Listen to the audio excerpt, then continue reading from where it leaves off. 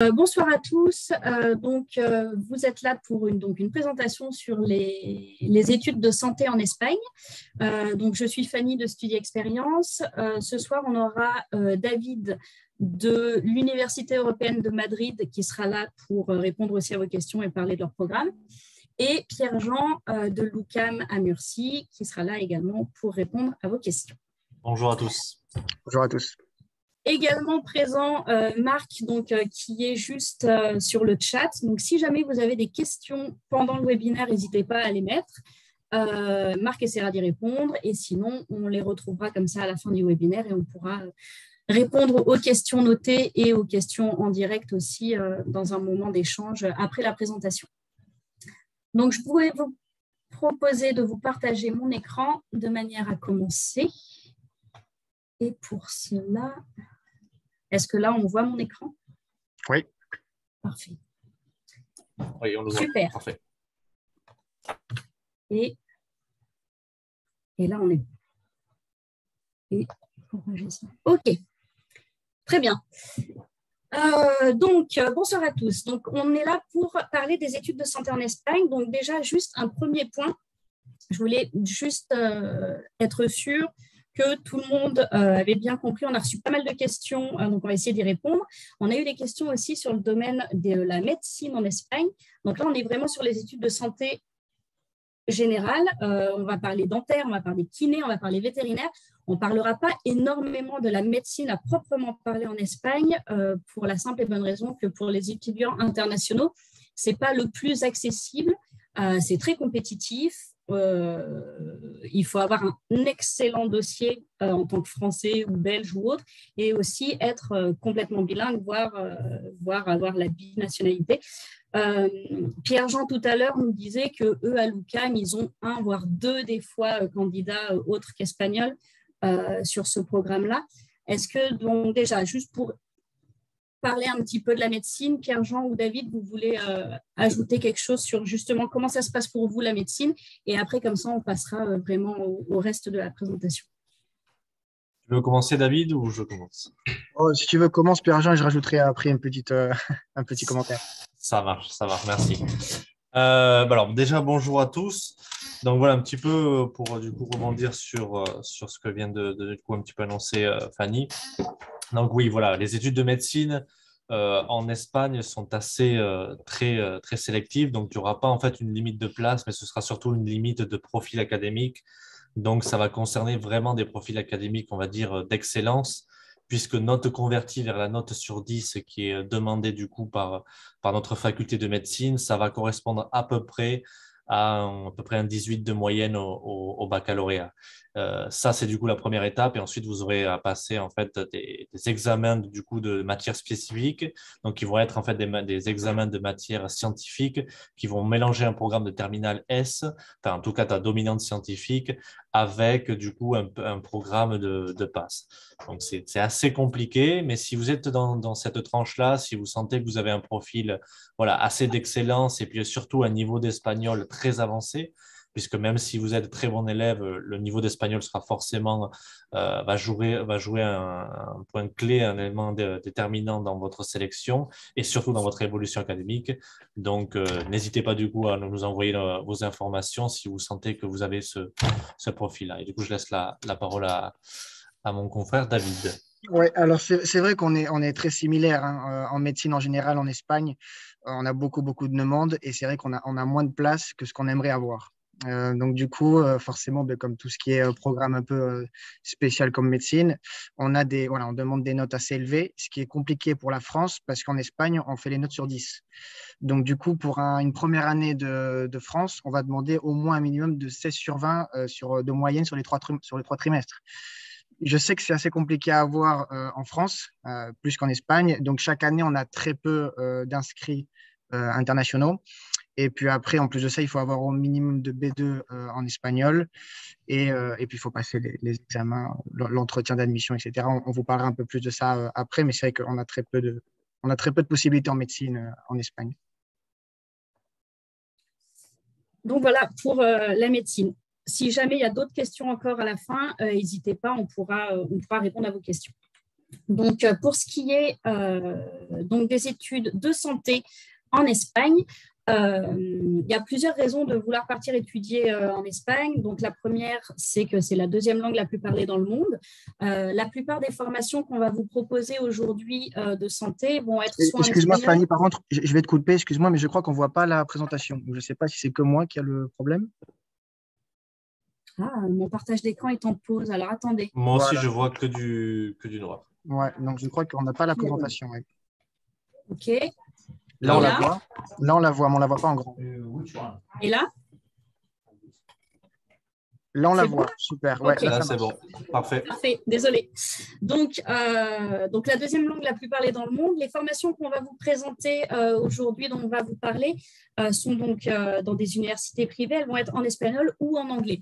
Donc, ça permet aussi, ça, en tant que francophone, de sortir en étant trilingue et avec une formation intéressante. C'est une formation qui sera aussi reconnue dans l'Union européenne, parce que l'Espagne fait partie, donc est basée sur le système LMD, licence, master, doctorat. Donc, vous pouvez faire votre licence en France, faire votre master en Espagne, faire votre grado en Espagne et faire un master en France. Et après, pour les études de santé, il y a une reconnaissance des diplômes. On vous expliquera un petit peu pour chaque particularité. Il y a des inscriptions à faire derrière dans les différents ordres. Mais en tout cas, c'est des études qui vous permettent de travailler au sein de l'Union européenne derrière.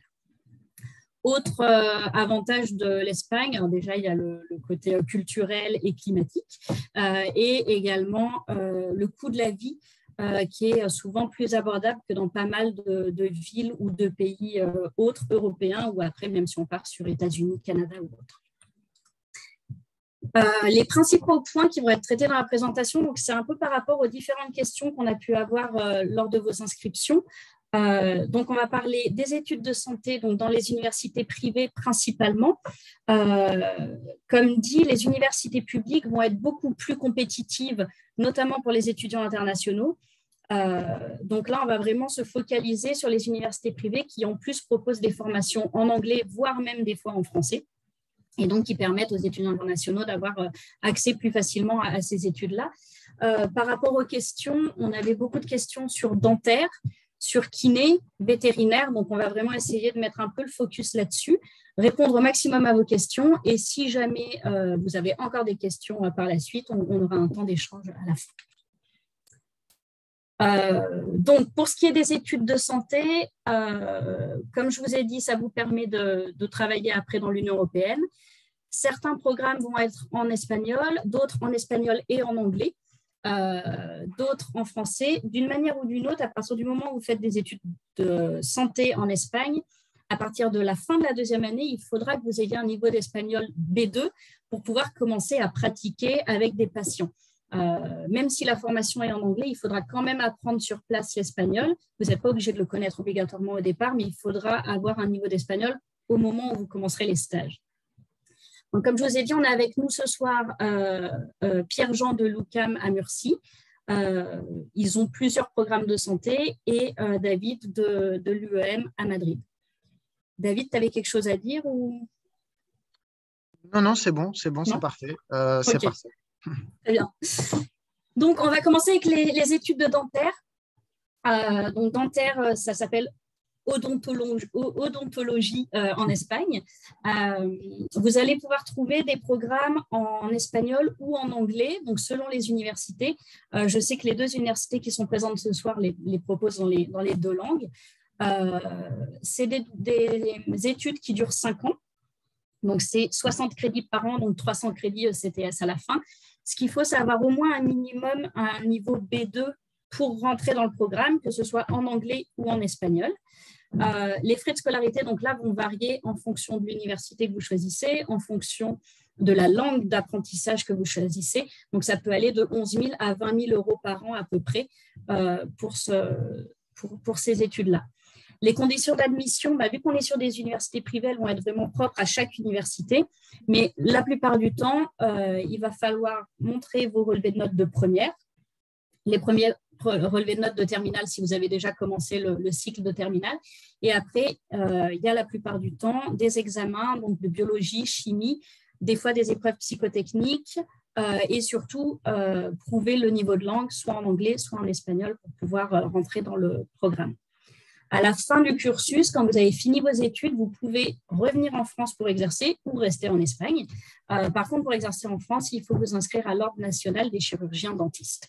Donc, si vous ne passez pas dans une des universités, qui est une de nos universités partenaires, l'UEM, l'UQAM ou autre, vérifiez surtout que vous vous lancez bien dans un programme qui est reconnu derrière par l'Ordre national des chirurgiens dentistes et pas que vous vous retrouvez dans un programme qui vous bloque par la suite.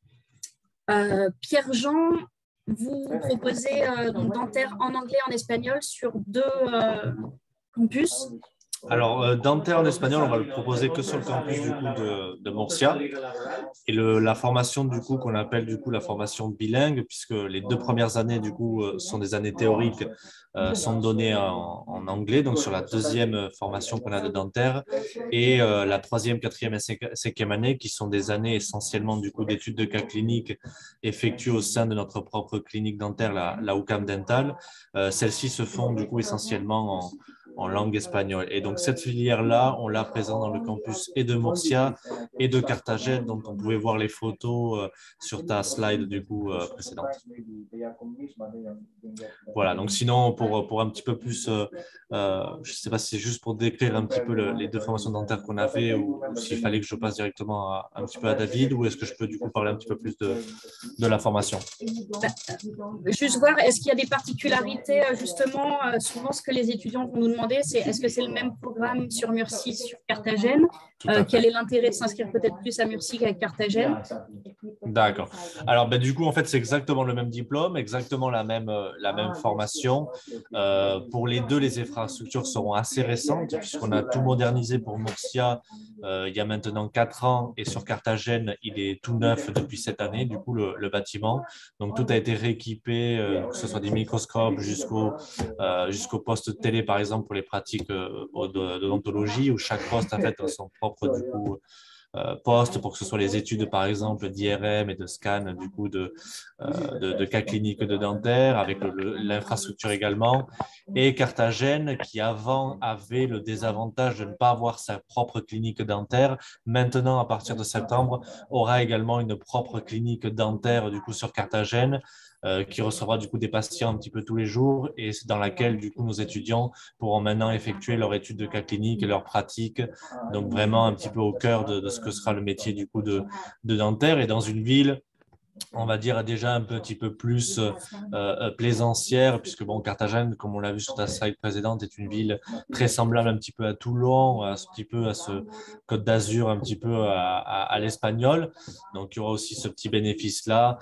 Au niveau du tarif, on est à peu près sur la même chose, puisque sur Murcia, on est à 14 650 € pour la filière anglophone et 14 550 € pour la filière anglophone sur Carthagène, avec une différence à peu près de 3 000 € pour la filière du coup espagnole, qui est disponible uniquement sur le campus de Murcia, qui est elle du coup à 11 750 €.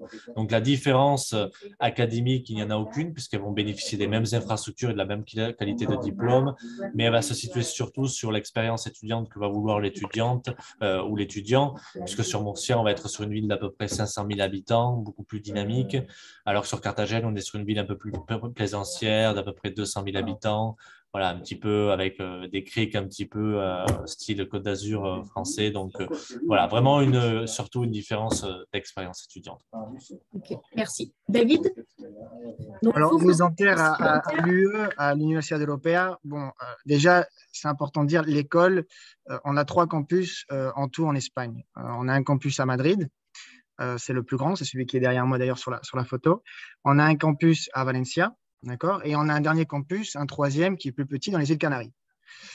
Dentaire, on propose dentaire dans 2 de nos 3 campus. On le propose à Madrid et on le propose à Valencia. Alors, c'est une très bonne question, Fanny, que tu as eue, parce qu'on nous la pose tous les jours. Et effectivement, c'est pareil que Pierre-Jean. Voilà, dans l'Université européenne, on ne fait pas de différence. Aussi bien le campus de Valencia que le campus de Madrid, c'est la même exigence académique. Voilà, on va demander la même chose, on a les mêmes installations. Valencia, ça va être un plus petit campus, juste parce qu'on propose moins de programmes. On n'a peut-être justement pas médecine, puisqu'on n'a pas l'hôpital qu'on a à Madrid. On a peut-être moins de programmes en business, mais la structure, en tout cas pour dentaire, est la même. Après, donc, nous offrons dentaire en espagnol et dentaire en anglais. Et les prix sont aux alentours de entre 15 et 20 000 euros, ça dépend du campus. Valencia, c'est un petit peu moins coûteux. En plus de l'année, la vie là-bas est un peu moins coûteuse. On a un peu plus du soleil et de la plage. Il faut dire aussi qu'en général, il y a plus, voilà, les Français ont plus tendance à préférer Valencia que Madrid. Je ne saurais pas vraiment vous dire pourquoi, mais c'est vrai qu'au niveau au niveau des numéros, on a souvent un peu plus tendance à avoir plus de Français vers Valencia que vers Madrid. Mais voilà, les deux campus sont tout à fait d'accès. Merci. Donc voilà pour dentaire. S'il y a des questions dans les questions-réponses, n'hésitez pas et de toute façon, on pourra revenir dessus à la fin. Autre programme de santé qui est très demandé par les Français, c'est le programme de kiné, qui est un peu plus accessible, un peu plus simple pour les étudiants internationaux, plus que médecine ou dentaire. La langue d'apprentissage, donc elle est en espagnol ou en anglais, donc selon les universités, encore une fois. Au lieu de 5 ans, là, le programme, il va être en 4 ans. Donc, on a 240 crédits ECTS à la fin. Au niveau des conditions d'admission et le niveau de langue, ça va être la même chose que pour dentaire. Un niveau B2 en anglais ou en espagnol en fonction de la langue d'apprentissage. La nécessité d'avoir un niveau B2 en espagnol, de toute façon, à partir du moment où les étudiants commencent à pratiquer sur des patients. Et au niveau des frais de scolarité, on va être un peu moins cher, on va être entre 6 000 et 12 000 euros par an en fonction toujours du campus et de la langue choisie. Pour un retour en France, il faut effectuer des heures de stage en France pour faire reconnaître son diplôme et après, les étudiants peuvent tout à fait être kinés en France. Alors là, ce qui peut être intéressant justement entre les différentes universités qui sont présentes aujourd'hui, c'est donc le grado, ça va se faire en 4 ans, mais après vous pouvez faire un master qui permet de se spécialiser. Et donc chaque université va avoir des partenariats et des choses qui peuvent permettre d'avoir une spécialisation plus dans la kiné du sport ou dans kiné de préparation ou dans donc ça peut être aussi sur ces spécialisations-là que vous pouvez choisir votre université de départ. Vous pouvez aussi après faire un grado quelque part et transférer sur un master dans une autre université. Mais je pense que c'est peut-être ce qui peut justement différencier les deux universités présentes ce soir. David, est-ce que tu peux nous dire un petit peu quelle est votre particularité justement à l'UEM en kiné? Tout à fait, oui. Alors, kiné déjà, alors nous, on a dans les 3 campus. On a la chance d'avoir justement ce programme dans les 3 campus et on les a dans les 3 langues. C'est-à-dire qu'on l'a en espagnol, on l'a en anglais et on l'a aussi en français. Donc, voilà, les 3 langues sont à Madrid. Valencia, on n'a que espagnol et les îles Canaries, on n'a qu'espagnol. D'accord? Donc, il faudra bien regarder la différence entre les 3 campus pour voir lequel des 3 vous intéresse, puisqu'une fois que vous postulez pour un des 3 campus, vous ne pourrez pas postuler pour l'autre. Donc, il faut bien faire le choix avant, puisque le processus d'admission change un petit peu. On n'a peut-être pas les mêmes requis de langue, surtout pour Madrid que pour Valencia que pour Canaries. D'accord? Ça, c'est une chose. Après, au niveau des places, c'est important de le dire. Ce qui est kiné espagnol et kiné français. Kiné français surtout, c'est un peu compliqué. Il reste quelques places encore. Faut pas, voilà, vous allez forcément rester en liste d'attente et comme chaque année, il y a des annulations, donc il ne faut pas désespérer non plus. Mais là où on a vraiment encore des places, c'est kiné espagnol et kiné anglais. D'accord, kiné anglais, c'est une nouveauté qu'on a sortie cette année, d'accord, qui va débuter en septembre 2022. Donc là, on a encore plein de places. On a ouvert ça il n'y a pas longtemps. Et pour postuler, il faut avoir au moins un minimum en anglais de B2. C'est pareil pour l'espagnol. Il faudra avoir un minimum d'espagnol en B2. C'est très important, comme Fanny dit, même si vous faites kiné en français, ça va être les 4 années en français, mais les stages qui sont obligatoires à partir de la 2e année vont être faits en espagnol, même si vous étudiez en anglais, même si vous étudiez en espagnol. En français, pardon. Donc, du coup, il faudra bien savoir que la première année, il faudra pratiquer l'espagnol pour avoir à la fin de la première un B2 minimum. D'accord. Donc, après, dans les campus, on a les mêmes installations. C'est pareil que pour dentaire. Voilà. On a des accords avec des hôpitaux dans les 3 campus. Donc tout ce qui est excellence académique, ça va être la même dans les 3 campus. Ce qui va changer, c'est le prix et le style de vie. Merci. Pierre-Jean? Alors, nous, du coup, pareil, un petit peu, donc kiné, on va l'avoir également disponible sur nos 2 campus. À la différence que nous, kiné, on va l'avoir du coup de disponible qu'en espagnol. Surtout un petit peu pour rejoindre un petit peu l'argument de David, comme au niveau des stages obligatoires qui interviennent à partir de la 2e année.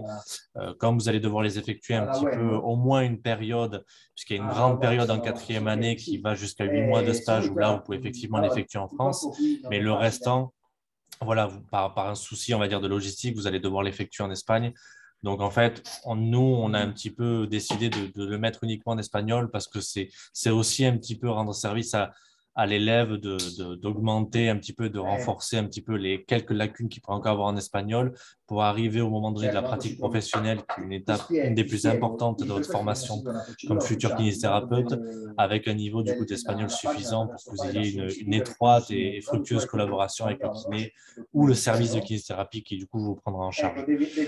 Donc nous, en termes de coûts pour cette formation à l'année en kiné sur le campus de Murcia, on est à peu près à 7 250 € et un petit peu moins cher du coup sur Carthagène, où on sera du coup à 6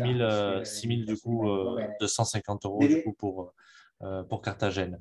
Donc là où nous, on va avoir aussi un petit peu du coup des atouts, c'est forcément on est sur des promotions assez étroites, donc qui sont de 250 élèves avec à peu près des classes de 45 élèves, du coup des groupes de classes de 45 élèves pour les classes théoriques et des groupes du coup de 25 élèves pour du coup les classes pratiques, ce qui fait que vous avez une attention du coup du professeur pour chaque matière qui est assez assidue et en plus un tuteur du coup personnalisé qui vous sera assigné du coup en première année.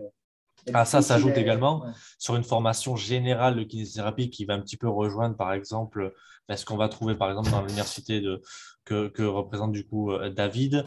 Du coup un petit peu la même qualité, mais du coup avec des spécialités du coup de sport très accrues, puisqu'à l'UQAM on est assez spécialisé sur le sport, notamment avec des partenariats comme par exemple le club de Barcelone de football, mais aussi avec le comité de Jeux Olympiques, puisqu'on a également énormément du coup de sponsoring sur des athlètes qui ont participé du coup aux Jeux Olympiques de Londres, de Rio, de Beijing également et de Tokyo pour représenter du coup l'UQAM, et avec lequel on a des partenariats très étroits, donc ce qui donne un petit peu un atout de formation et de spécialisation, notamment en kinésithérapie, qui peut être assez intéressant.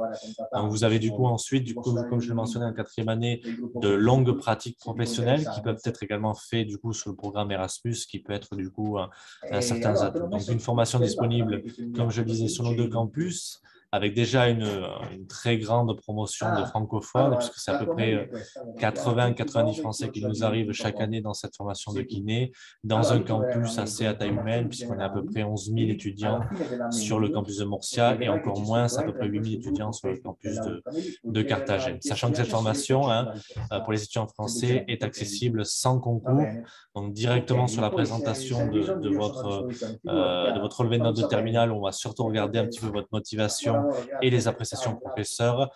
Cette formation vous sera accessible du coup ici. Donc, voilà. Je te laisse la parole, Fanny. Pardon. Voilà. Donc voilà pour kiné. David, c'est bon? Oui, je parlerai un peu plus tard, si tu veux, du master du Real Madrid qu'on a appris en kiné du sport. Merci bien. Alors, j'accélère un petit peu.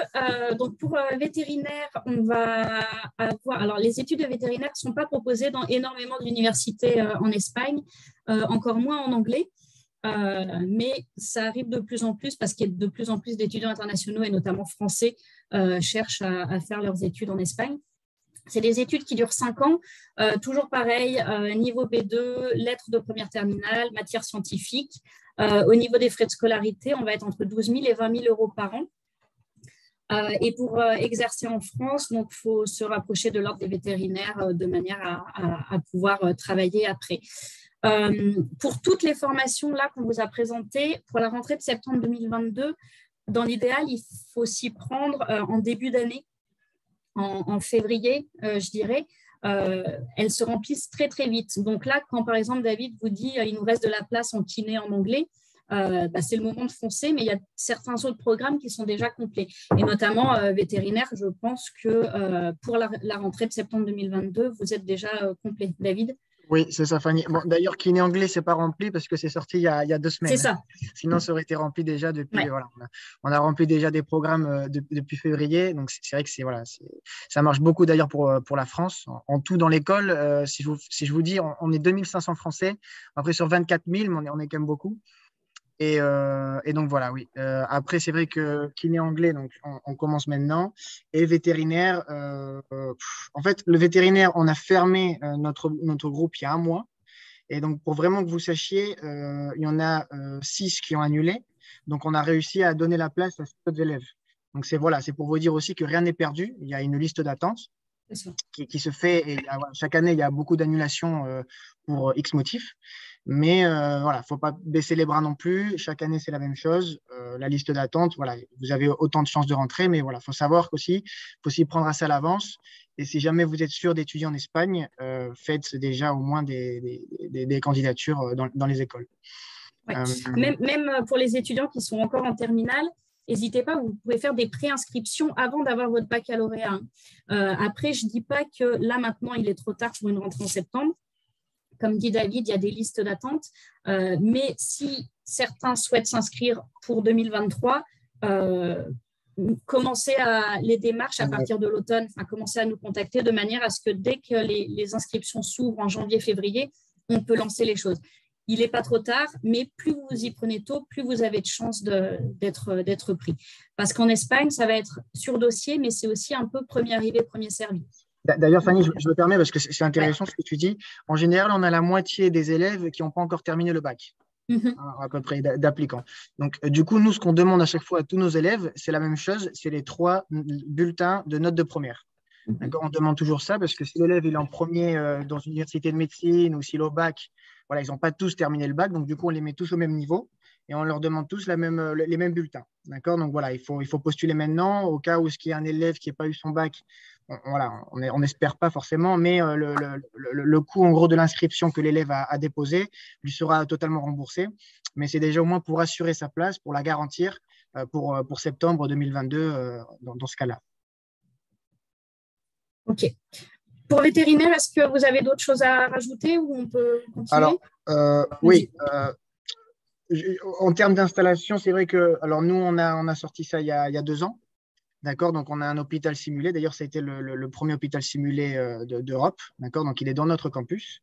Et après, donc forcément, vu qu'il faut pratiquer aussi réellement sur des animaux, on a un accord avec une ferme et un hôpital d'animaux à 8 km du campus où le transport est inclus dans l'école. Voilà, c'est peut-être la seule installation qu'on n'a pas dans notre campus. C'est pour ça que j'insiste sur ça.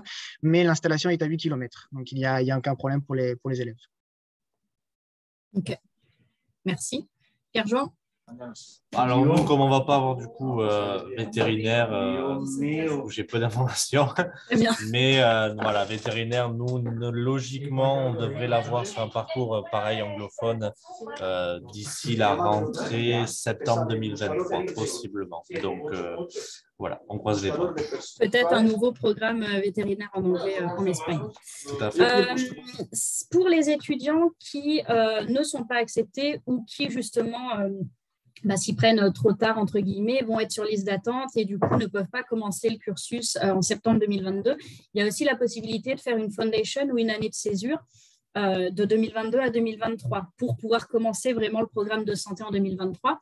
Alors vous pouvez aussi décider de faire autre chose, mais si vous souhaitez, vous pouvez partir en Espagne, suivre des cours d'espagnol, des cours d'anglais, des cours académiques en anglais. Il y a plein de possibilités pour pouvoir vous préparer, gagner en maturité, vous habituer à la vie là-bas. Il y a aussi des universités comme l'Université européenne de Madrid qui proposent des foundations vraiment en domaine de la santé pour vous préparer et qui vous permettent de progresser derrière directement en première année de bachelor dentaire ou autre. Donc, si vous n'êtes pas accepté dans le cursus que vous souhaitez intégrer tout de suite pour septembre 2022, il y a aussi des possibilités en attendant pour ne pas perdre son temps et quand même tout faire pour que justement le programme en 2023 soit le plus simple et le plus réussi possible. Alors là, je vais vous laisser à chacun, du coup, très peu de temps, parce qu'on est déjà pas mal, on a pas mal débordé, pour, si vous voulez parler d'autres programmes, donc dentaires, kiné ou autres, à l'UQAM et à l'Université européenne de Madrid, qui sont justement demandés et, par les étudiants internationaux et notamment français en priorité. Ah ok, bon, super. Je t'en prie, vas-y. Fanny, je peux rapidement du coup partager un petit peu comme ça, je vais mettre juste un petit fond. Hop. Là, par exemple, vous voyez, c'est du coup notre bâtiment du coup de médecine. Je vais juste repasser sur ça. Hop, j'enlève juste parce que du coup, je les pile sur les onglets. Je peux faire. Voilà. Donc voilà, un petit peu que du coup vous voyez. Donc ça par exemple, vous voyez directement ici, donc vous avez une vue un petit peu de notre campus avec le bâtiment administratif en plein centre, qui est du coup un ancien monastère du XVIIe siècle. Donc qui est un petit peu là où vous allez retrouver les salles de cérémonie, les secrétariats, etc.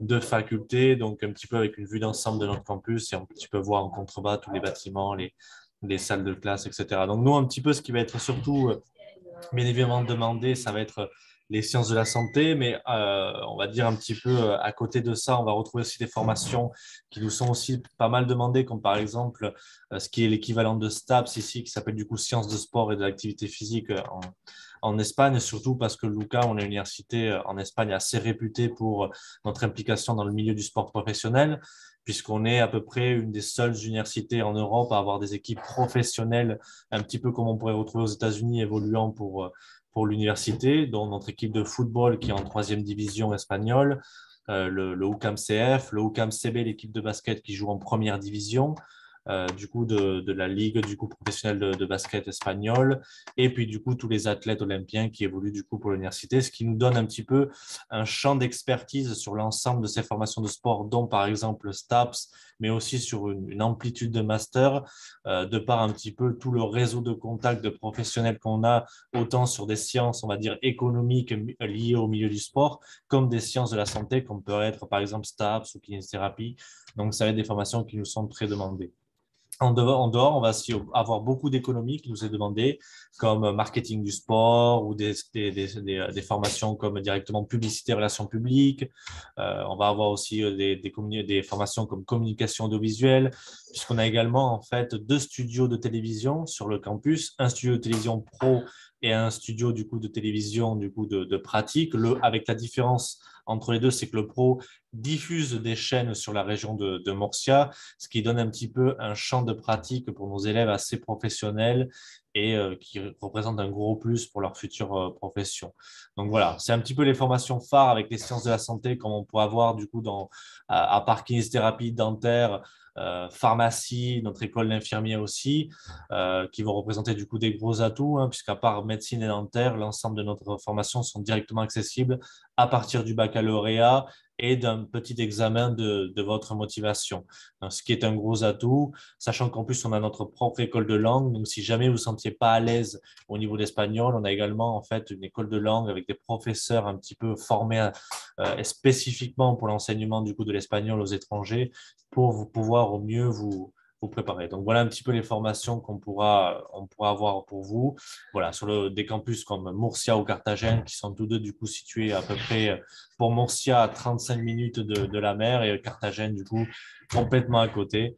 Donc voilà, donc, si vous avez besoin de plus d'informations, j'hésiterai pas moi à vous mettre du coup mon adresse mail dans le chat du coup de cette conférence pour que vous puissiez du coup m'envoyer une question. Vous avez également Fanny, comme toujours, comme intermédiaire, qui aura également, j'en suis certain, toutes les réponses aussi à votre question. Mais si vous avez besoin d'un contact direct avec l'université, je me ferai un plaisir du coup de pouvoir vous répondre. Voilà, du coup, je passe un petit peu la parole du coup à David.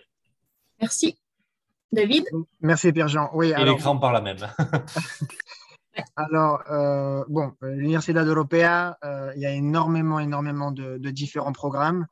je ne peux pas vous parler de tous les programmes qu'on a parce que voilà, sinon on y passerait toute la soirée. C'est sûr que si jamais après vous avez des intérêts sur quelques programmes spécifiques, n'hésitez pas à en parler après à Studio Expérience. Ils seront enchantés même de me faire passer à moi des questions que vous pouvez avoir et on vous aidera à postuler et à résoudre vos problèmes. Alors, c'est vrai qu'on a, voilà, nos programmes phares, ce sont ceux qu'on vous a présentés maintenant, c'est-à-dire tout ce qui est dans le secteur de la santé. Après, c'est vrai que c'est important de dire qu'on a, voilà, on a beaucoup d'autres secteurs et on a un secteur aussi qui intéresse beaucoup donc les kinés et surtout les fans de football, puisqu'on a, voilà, on a l'école officielle du Real Madrid qui fait partie de l'université européenne.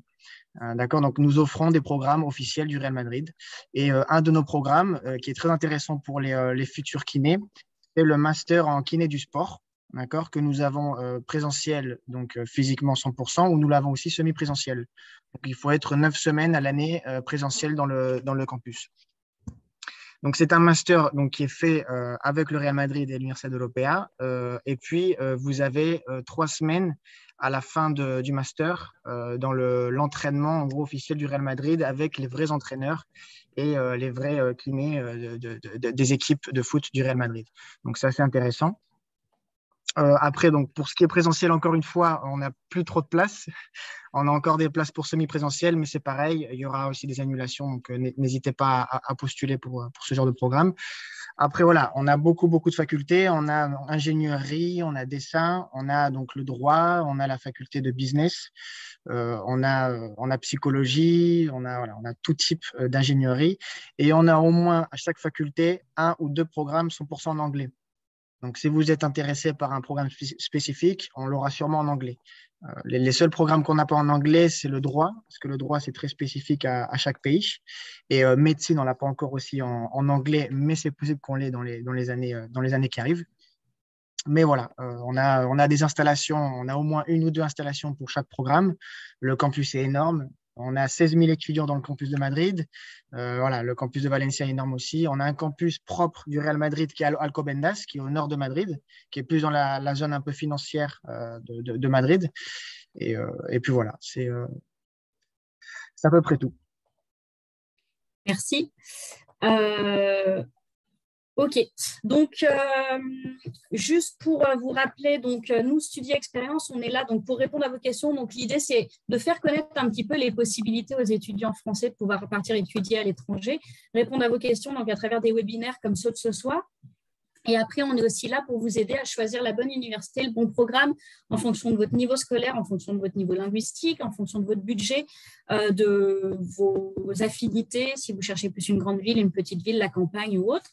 Une fois qu'on a sélectionné ensemble, on vous aide dans les procédures d'admission en fonction des différents programmes, rédaction de lettres de motivation si jamais il y a besoin. Enfin voilà, c'est vraiment un accompagnement de façon à ce que vous soyez idéalement accepté, admis, et après on vous accompagne aussi jusqu'au départ pour être sûr que vous n'oubliez rien.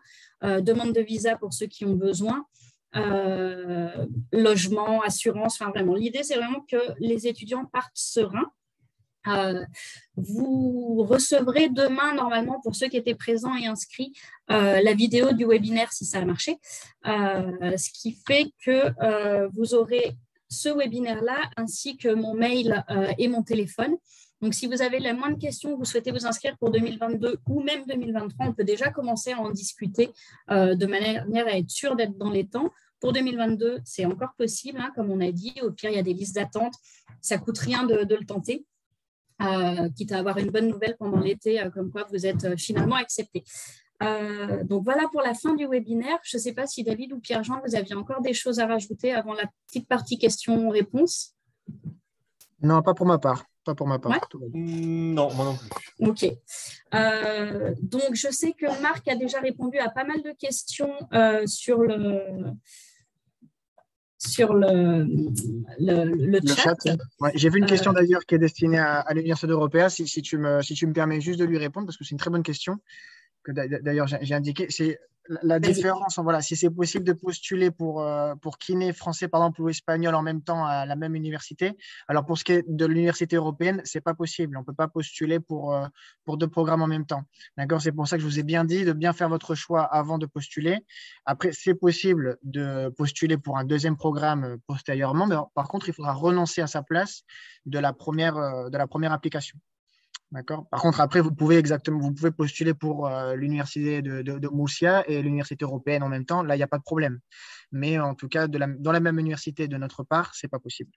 C'est pareil pour Murcia, ils ne peuvent pas postuler pour dentaire à Carthagène et à Murcia en même temps. Il faut choisir son campus. Il y a toujours un choix à faire, effectivement. Ouais. Par contre, en effet, vous pouvez tout à fait postuler pour kiné ou dentaire à Madrid et à Murcia parce que ça ne sera pas la même université. Pour les rentrées de 2022, toutes sont encore ouvertes à part vétérinaire, je crois. Oui, en fait, tout est ouvert parce qu'on fait des listes d'attente. Et voilà, on couvre quand même. Voilà, il y aura pas de. Après, voilà, on ne sait jamais. C'est sûr qu'ils n'auront peut-être pas assuré leur place à 100%, mais rien n'est perdu. Même pour vétérinaire, rien n'est perdu, puisqu'encore la semaine dernière, on a donné des admissions à des élèves qui se sont inscrits, donc, alors qu'on avait fermé mi-mars, quoi. Donc, voilà, il faut quand même postuler. Donc, on peut quand même postuler. Ouais. Une question qu'on me pose aussi souvent, je vais la poser. Je ne sais pas si elle a été posée dans le chat. Si on est sur liste d'attente dans les premiers pour 2022, est-ce qu'on est automatiquement pour 2023 ou est-ce qu'il faut repostuler? Alors, pour la part de l'université européenne, il faudra repostuler. Hein, une année, voilà, on n'a peut-être pas les mêmes conditions d'une année à une autre. On n'a peut-être pas les mêmes requis non plus. Le processus peut changer, on ne sait jamais, mais dans tous les cas, voilà, il faut le recommencer. Ça ne sera pas un problème pour l'élève qui a été accepté l'année d'avant, mais il faudra recommencer la procédure, oui. Tout à fait, oui. Il faudra recommencer la procédure. Le plus tôt sera le mieux. En général, surtout pour des formations comme dentaire, on conseille déjà de présenter une candidature au niveau du mois d'octobre, puisque même au mois de janvier, pour la formation espagnole, nous, par exemple, à l'UQAM, on n'a déjà plus de place. Et pour la formation de kinésithérapie, le mieux, c'est de présenter sa candidature à partir du mois d'octobre et jusqu'à peu près le mois de mai, les élèves sont quasiment sûrs d'avoir une place. Au-delà, ça peut commencer un petit peu déjà à être un petit peu plus tendu au niveau des places qu'on aura de disponibles.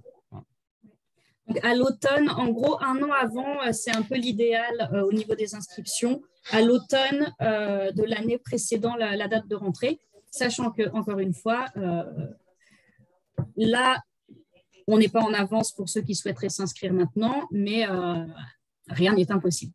Non, Est-ce qu'il y a encore des questions? Non, je n'ai pas l'impression qu'on ait de questions. Est-il encore temps de s'inscrire Est-il encore temps de s'inscrire pour kiné à Madrid en français? Bon, alors là, j'imagine que l'élève parle de l'université européenne, mais il est toujours en temps pour kiné français, surtout kiné français, puisqu'on n'a que 2 dates d'admission à l'année. Donc, la première est passée, c'était le 24 mars. Et puis là, on a la deuxième date qui va être fin avril. Donc, du coup, vous avez juste envoyé votre dossier avant fin avril. Essayez de le faire maintenant pour ne pas être en retard. Et puis, vous serez peut-être dans les prochains admis durant la prochaine convocation. C'est possible encore, oui.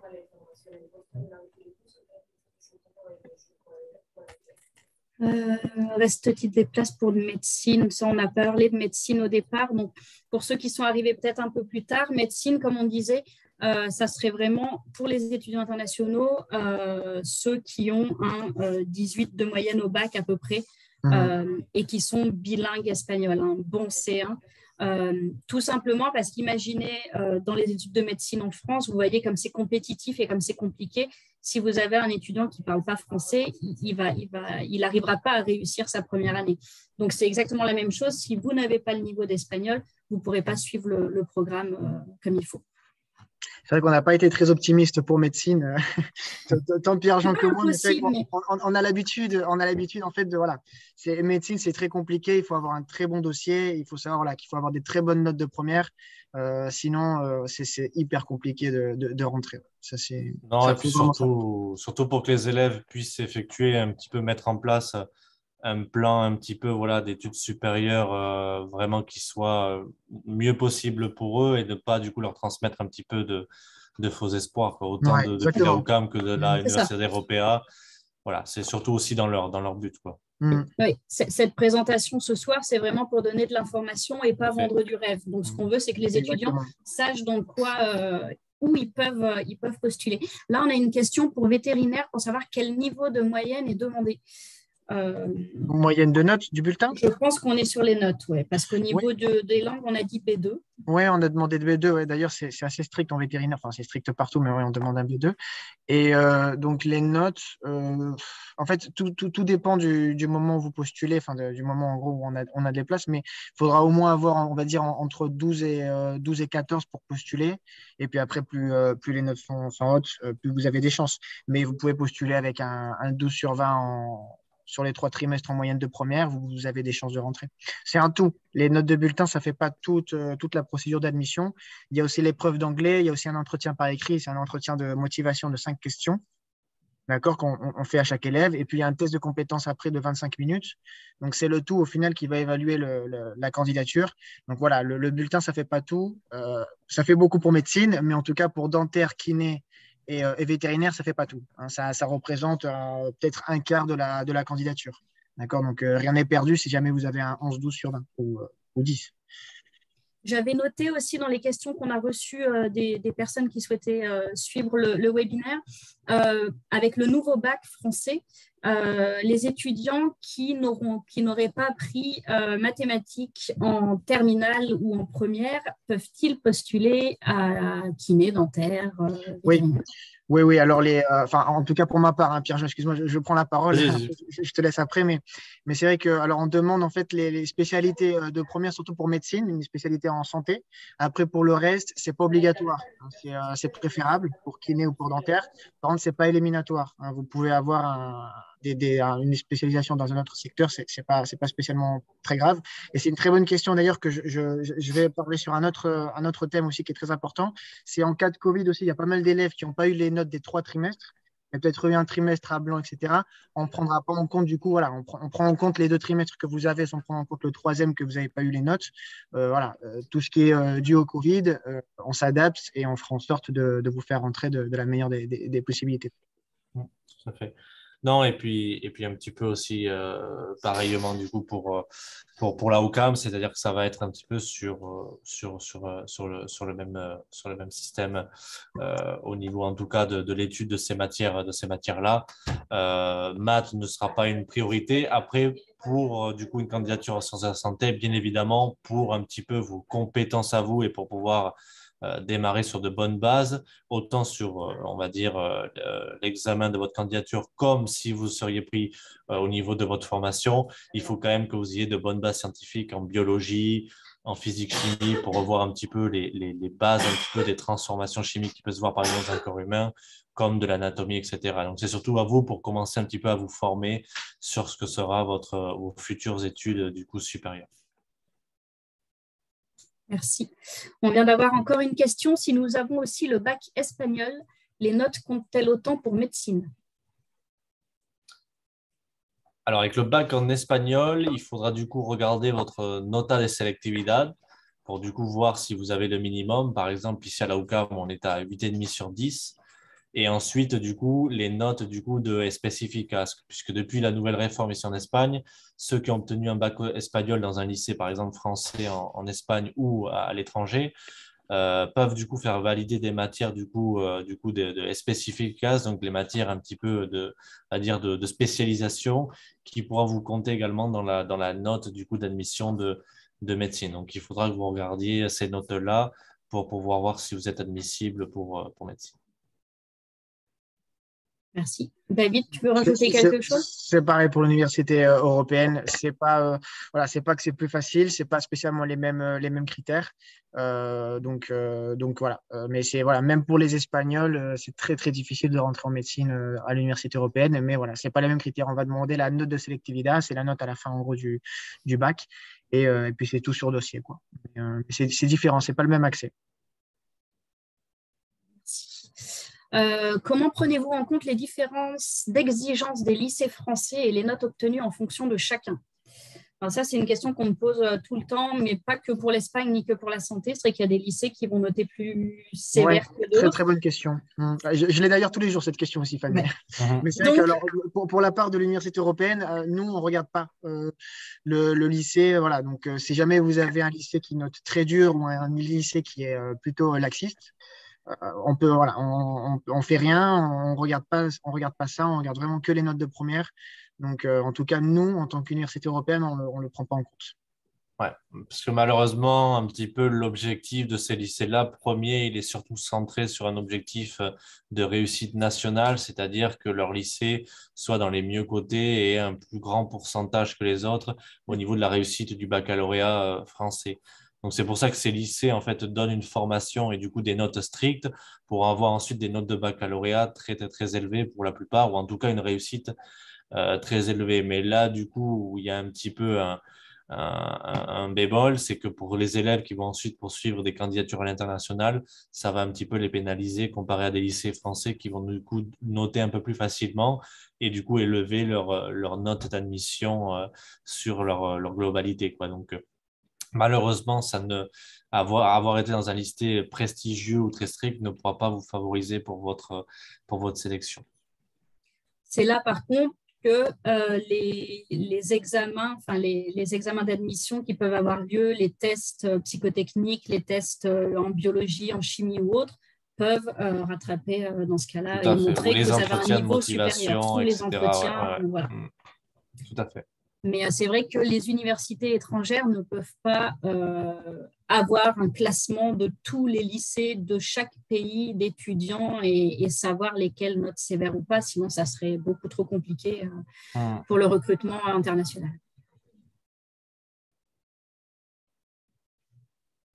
OK. Il reste 5 minutes si jamais. Est-ce qu'on a encore une question? Oui. Alors, bonjour. Quelles sont vos spécialités disponibles en master pour le cursus de kiné? Qui veut parler en premier? Alors, la question, pardon, je n'ai pas bien entendu. Les spécialités disponibles en master pour le cursus de kiné. D'accord. Ce que tu avais présenté un petit peu justement avec les oui, sportifs pour la part du coup de la UCAM, du coup, la spécialité qu'on va avoir essentiellement, ça va être du coup, on a aussi un petit peu en partenariat aussi avec la formation d'ostéopathie, mais ça va être du coup extérieur au sport. On va avoir voilà kinésithérapie du coup du milieu sportif avec des pratiques du coup autant avec des professionnels, donc du coup sur nos types de partenariats comme nos clubs du coup professionnels, donc du coup autant de basket comme de football, donc qui sont du coup un petit peu inclus dans la formation puisqu'ils sont partie intégrante de l'université. Donc on aura ça, c'est un master du coup à 1 an. Et du coup, il faudra refaire un petit peu du coup un petit dossier une fois sorti de kinésithérapie. Mais bien évidemment, les élèves qui sont du coup sortis de notre formation en général sont privilégiés sur des candidatures extérieures. Et c'est un master où on a assez de place. Donc en général, il n'y a pas nécessairement une difficulté pour pouvoir du coup en suivant rentrer, surtout si vous êtes diplômé du coup de la formation de kinésithérapie.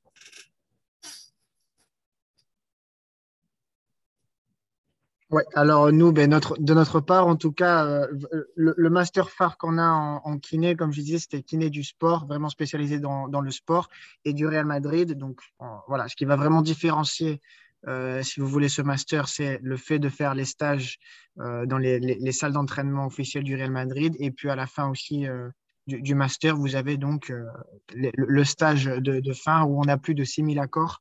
Et dans ces 6000 accords, on a plein d'accords avec des clubs de football. Bon, je peux vous en citer plein. Après, voilà, il faut savoir que ça ne sera pas spécialement au Real Madrid que vous allez pouvoir faire les stages, mais vous allez faire au moins un stage de quelques semaines avec les kinés du Real Madrid, ça c'est sûr. Ok. Je vous propose la dernière question avant de clôturer, qui est quels sont les taux de passage d'une année sur l'autre? Alors, du point de vue de l'université européenne, en général, c'est voilà, de la première année à la deuxième année, c'est très très haut. Peut-être ceux qui n'arrivent pas à monter à la deuxième année, c'est un problème en fait de langue qu'ils vont avoir. C'est un problème de langue au final où voilà, l'élève, je vous dis un exemple en totale sincérité, Nous, en fait, on a des épreuves de langue qui se font online.